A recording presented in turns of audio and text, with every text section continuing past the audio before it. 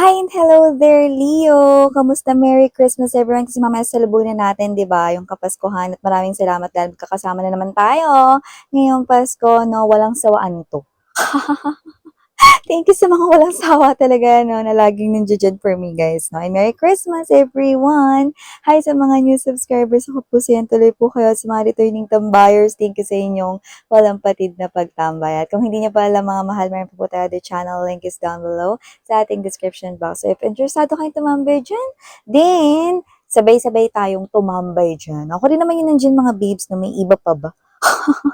Sige nga mga babes, no, let's go ahead and check these messages. By the way, kung may cross-watcher si Leo, welcome ka din. May Leo placement sa kanilang natal or birth chart, welcome ka din. So let's go ahead and check these messages right here for my Leo people.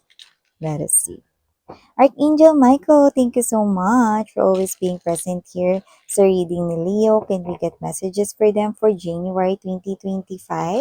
Yeah, this reading is intended for Leo para sa kanilang January 2025 messages. Leo.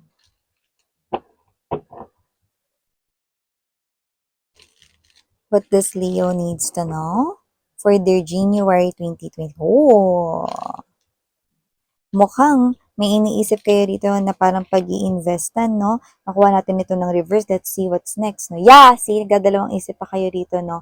Kung ano yung pag-iinvestan nyo dito. Yung iba, pera yan na iniisip ninyo. Yung iba naman is mga babes, no? Posibleng yan naman ay um, feelings, no? Kung mag invest ba kayo ng feelings and emotions. Okay? So, alamin natin. Pag di pa kayo sure, carry lang naman, di kailangan magmadali. Okay? Para mapagtagumpayan ninyo, Leo, ang ano man na parang mga desisyon na gagawin ninyo para magkaroon kayo ng positibong outcome. Okay? Do not rush into something. So you have here, Leo, guys, the Knight of Swords energy. You also have here this Eight of Cups energy. King of Swords ay present din dito. Nandito din for you guys, no, ang Four of Cups energy. Okay? We also have here for you guys the Two of Wands energy, Six of Cups, Ten of Coins, and there's this, just discard energy. Bottom of the deck, ooh, Empress. Also have here this celebration. Okay? Wow! So you could be celebrating something not just small, but big. With the Empress energy, mukhang meron ditong tagumpay sa inyo at mukhang isa to sa mga malalaking achievement na makukuha or matatanggap ninyo ngayong taong 2025. And what I'm picking right here, no, is I'm seeing a lot of palays, no, kasaganahan. So it could be a promotion right here, increase of your salary or income, or palaging makakota sa inyo ritong negosyo, lalo na if you're selling something or meron kayong mga services na ina-avail. Yan, no? So nakita ko dito na may tagumpay, you will be making libre or you will treat your family and friends. Bongga! So, nakikita ko dito na marami pa sa inyo yung hindi nyo pa yan nalalaman, ha?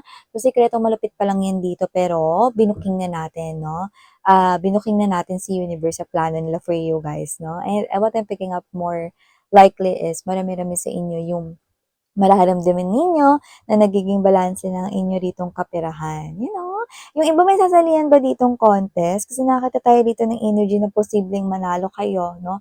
Yung iba posibleng hindi yung major prize, pero may mapapanalunan kayo. It's like an achievement din para sa iba. Why? Because nakikita ko maraming participants ito, marami rin ditong mga kalahok, competitors, pero isa kayo sa mga mananalo at magwawagi. See? 'Di ba? So, yun yung mga babes na maliban dyan, nakita rin ako rito, Leo, no? Na posibleng meron kayo ritong dapat i-reject. Yan. Ito ha, hindi to para sa lahat, pero meron akong babanggitin, no? Dahil baka ito ay para sa few or mangilan-ngilan nating viewers. Ano yan, miss yan? Meron ba kayong partner na nag-propose sa inyo? Or kung hindi pa, may partner na magpo-propose sa inyo? Pero, you're not yet sure kung pakakasalan mo ba siya, or what. Or kung hindi ikaw yung sure, siya ang hindi sure, pero magpo-propose siya sa'yo, or may proposal na magaganap. Ha? Miss yan? Ang gulo naman nun. Yes. Okay? Kung ganun man, mga babes, no, please reject that. Okay?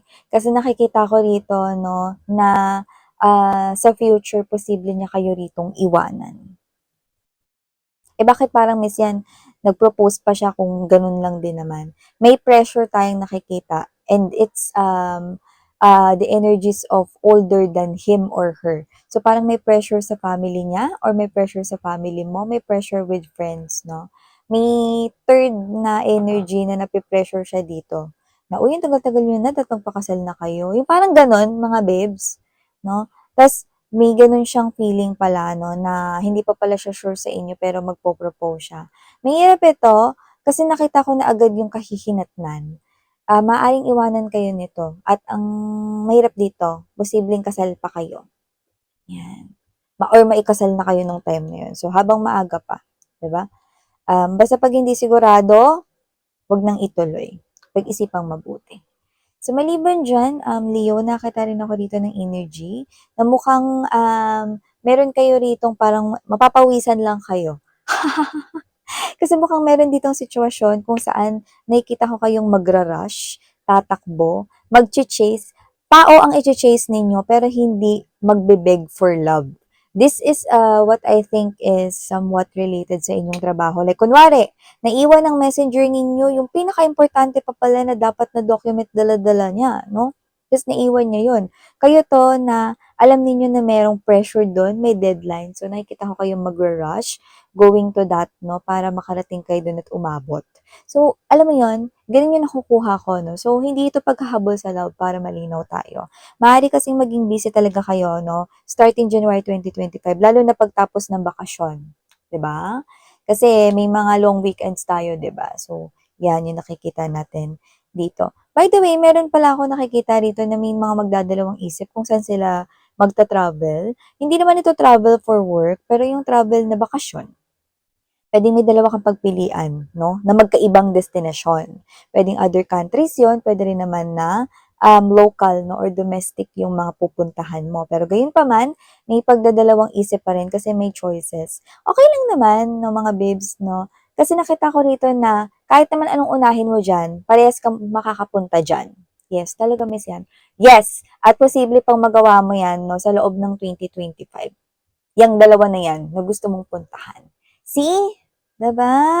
So, that's already good news. So, eto para sa mga single diyan, meron akong nakikita rito na ka-connect ninyo or naka-connect na ninyo in one of your past lives, 'no? So, whether you remember this person here, actually hindi niyo nare-remember, 'no? At gano'n din siya, magkakaroon ulit ng interaction sa inyo.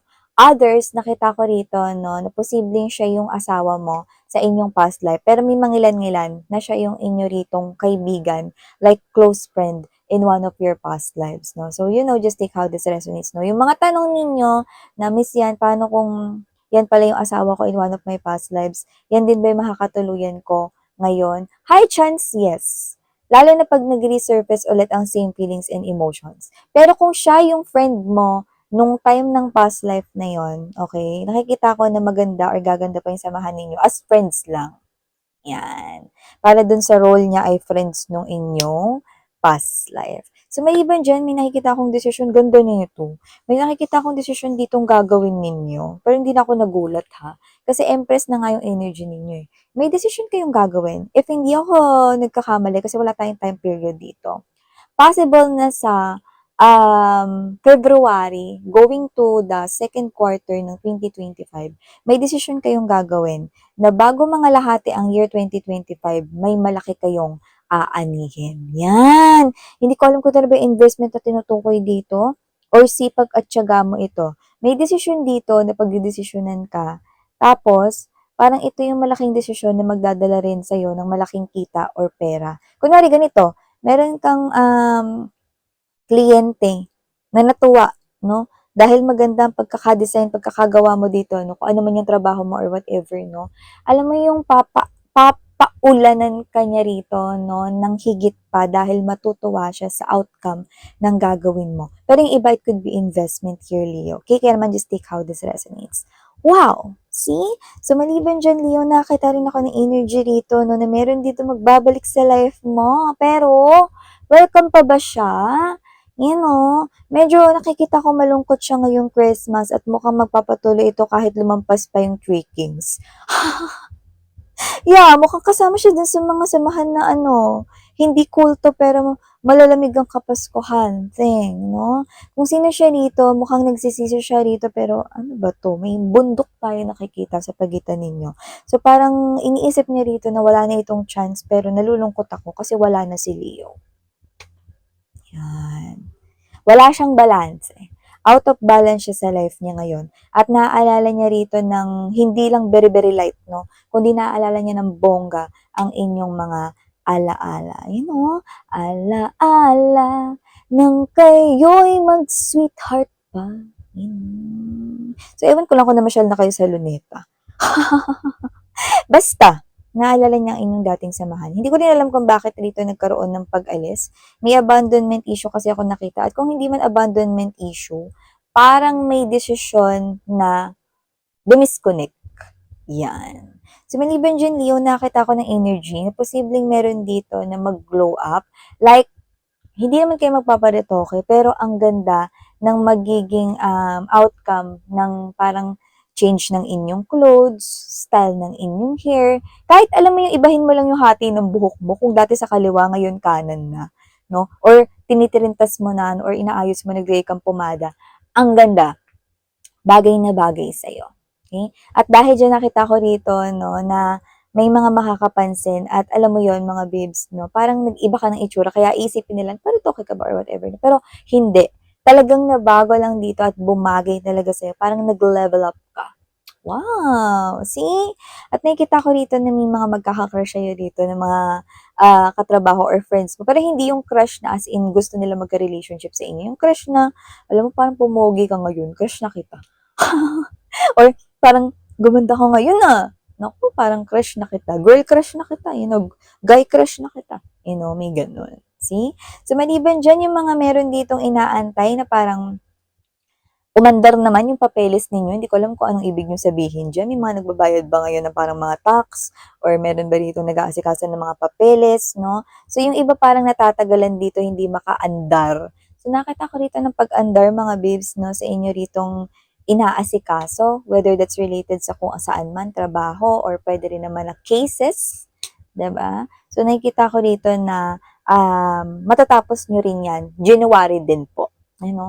Alam mo yung iba, parang ano yan, you know, visa or pwedeng work visa, mga ganun. Pero parang antagal. Pero ngayon, mga babes, no, January lang din, tapos na yan.